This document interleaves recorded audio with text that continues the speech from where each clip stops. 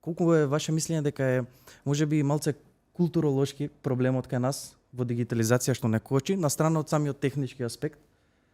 Па Колку луѓето тешко се ја прифаќаат самиот збор, самиот поим на тоа нешто ново, нешто непознато?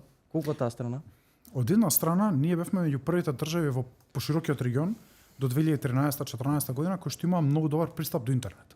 И мојата генерација се сеќава, јас бев негде трета средно, кога се воведоа компјутер за секој дете. И некако природно дојде да на мојата генерација почна да користи забрзано интернет услуги. Дали биле за државни услуги, дали биле банкарски услуги и така натаму.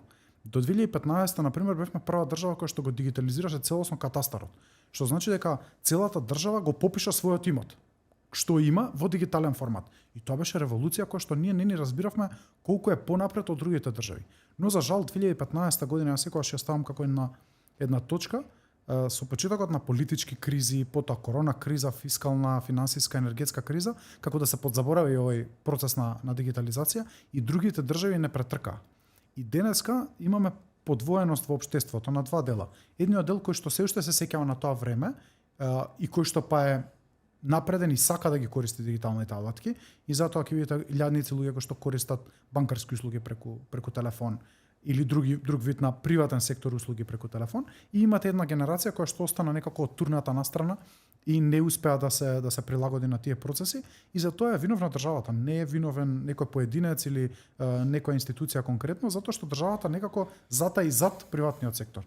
Додека банките, телекомите, другите приватни институции, овие кои продаваат преку интернет, кои користат e-commerce, истрчаа напред и отидоа многу агресивно напред, државата некако како да остана во 2015 година. И од 2015 до денес, значи тие 9 години, другите држави од соседството многу брзо не претркаа.